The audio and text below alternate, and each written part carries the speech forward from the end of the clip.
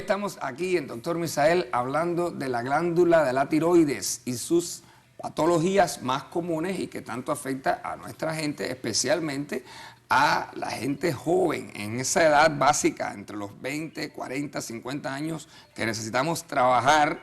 Y yo te decía fuera de cámara, pienso que una de las cosas que más nos afecta es el hecho de que las enfermedades autoinmunes que se ven en sociedades que están más estresadas, y básicamente el estrés está bajando el sistema inmunológico y ahí entran los virus y desencadenan estas reacciones. Se sabe que hay un factor genético y se sabe que corre en familias. Y hay muchas de las pacientes que yo veo que me dicen mi prima, mi abuela, mi hermana, todo, yo soy la única que falto, y precisamente en un tiempo desarrollan el hipotiroidismo. O sea que hay un factor genético muy fuerte, pero definitivamente hay algo en el ambiente. No todo puede ser genético. Hay pacientes que sí tienen el factor genético y nunca desarrollan la enfermedad. O sea que hay un factor en el ambiente y que no hemos podido precisar tampoco. Y hay muchas teorías diferentes, pero hay muchas pacientes que precisamente lo dicen. Doctora, estaba todo perfecto y de repente pasó un mal rato, tuvo una situación muy difícil y lo próximo es que le diagnostican hipotiroidismo. Yo he visto personas también que han tenido como ciertas enfermedades virales así leves que vienen y se van.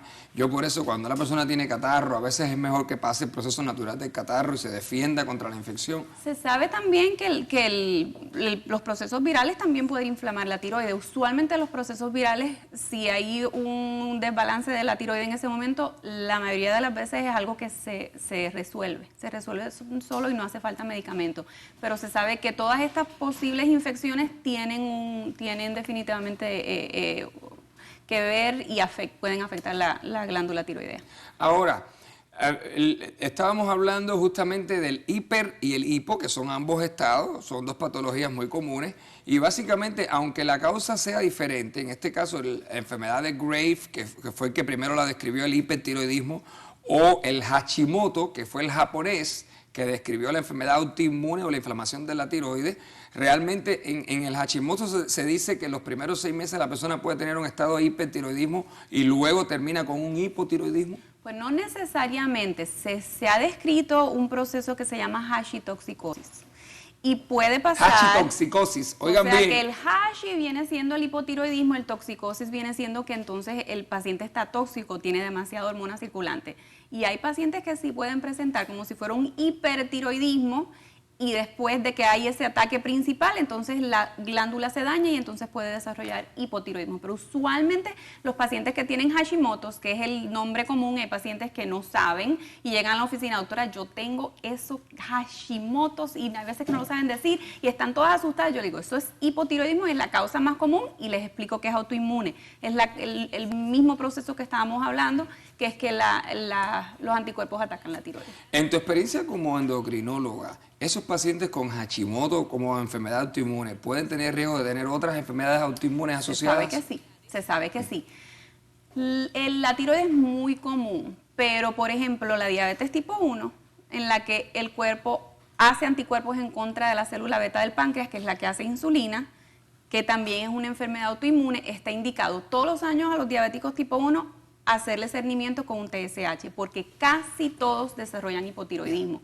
Y se sabe que yo tengo muchos pacientes que tienen hipotiroidismo, que tienen lupus o tienen artritis reumatoidea, es muy raro, pueden tener deficiencia adrenal.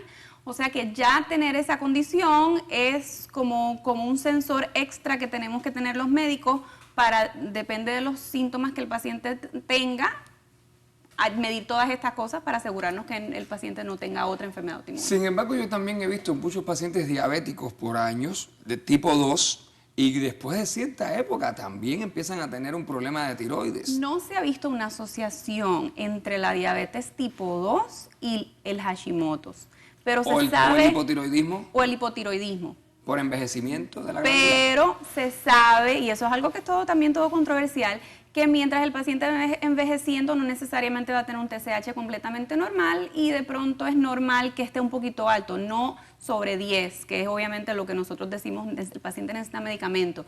Pero hay veces que el paciente tiene el nivel en el borde y eso puede ser normal. Pero también se sabe que la diabetes tipo 2 es un proceso inflamatorio que puede afectarlo todo. Que es sistémico, exacto. Que es sistémico y hay algunas teorías que sugieren que bueno, que sí, uno de los efectos que puede tener es dañar la tiroides.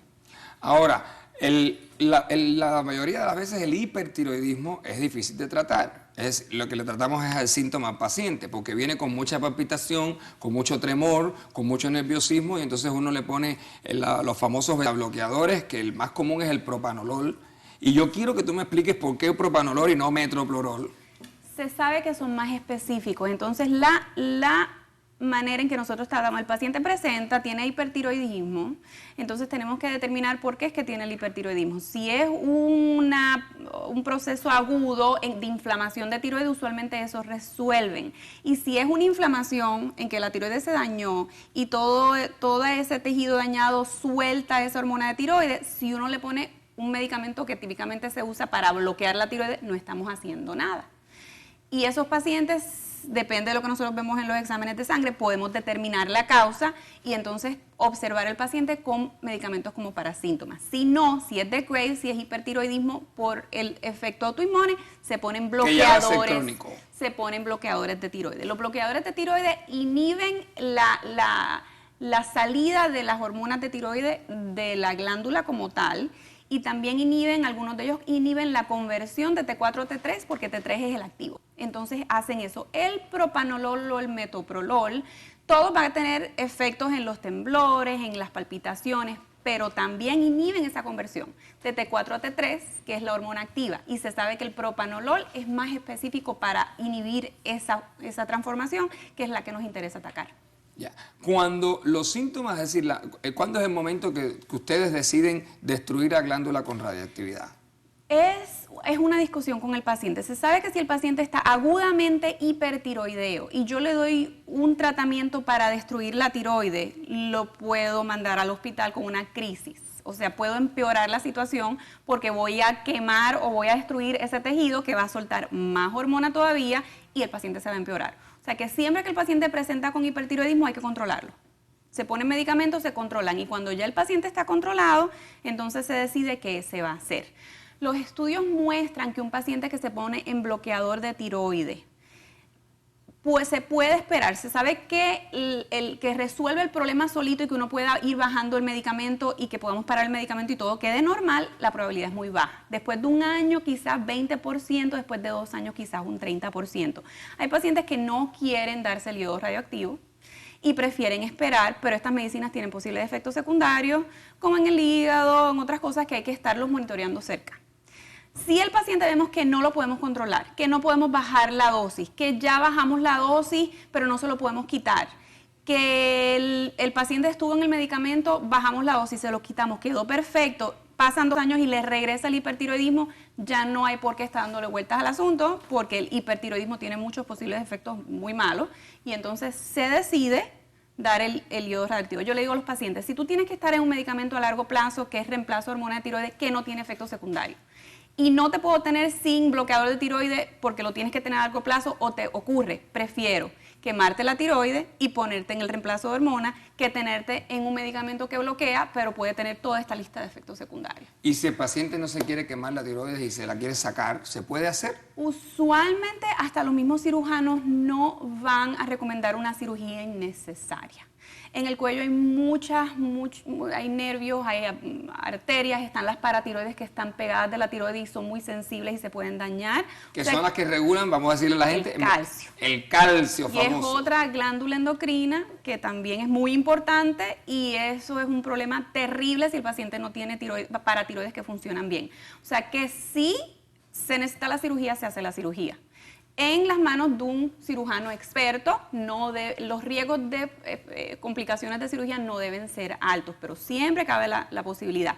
Pero si es tan fácil, si la tiroides no está muy grande y es tan fácil como dar una pastillita que resuelve el problema, ¿por qué poner al paciente bajo una anestesia general con todas estas posibles complicaciones? Hay pacientes, y los veo a menudo, que no se atienden el problema.